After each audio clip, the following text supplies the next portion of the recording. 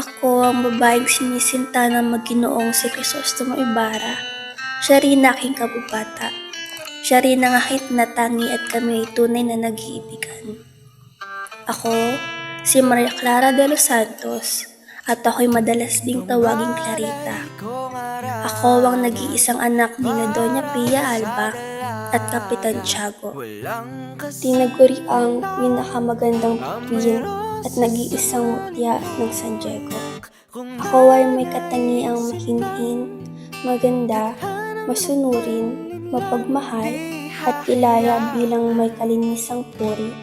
Bilang isang babae, ako ay madalas ding nailalarawan bilang isang mistisa, bilog ang mga mata, at ito ay marahil ang naging pamantayan ng kagandahan sa Pilipinas.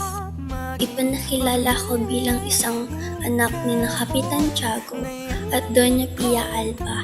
Ngunit sa kanalaunay nalaman ko, ako'y pala'y bunga ng panggagahasa ng aking si Padre Damaso sa aking inang si Doña Pia, at ito aking sinabi. Ayoko ng katiwasayang handog mo sa akin. Ako lamang ang makapagdudulot ng katiwasayan sa aking sarili. Kapag nalaman mo ang kasaysayan ko, ang malungkot na kasaysayan ibinunag sa akin noong may sakit ako, maawa ka sa akin at hindi mo ngingitaan ng maganyan ang aking paghihirap. Bakit hindi mo ko pinabayaang mamatay sa kamay ng aking ignoranteng doktor? Maaaring higit tayong maligaya. Dapat ko bang ipagkasakit ang aking pag-ibig, alang-alang sa alaala ng aking ina, sa karangalan ng aking ama-amahan, at sa mabuting pangalan ng tunay kong ama? Maaari ko ba itong gawin ng hindi mo ko hahamakin?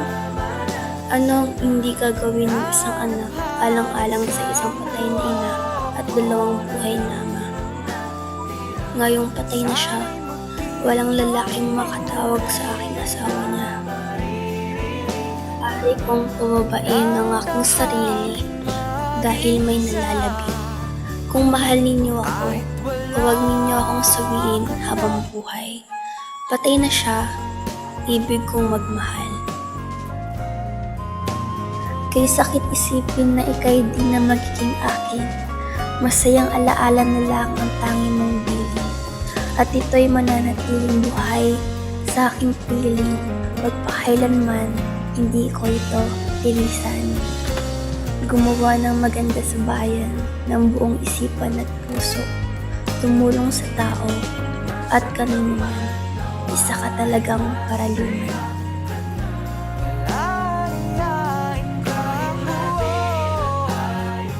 Huwag mong takutin ang iyong sarili sa bagay na kailanman ay hindi mangyayari. Dahil ikaw lang, Crisostomo, ikaw lang ang nais kong mapangasawa.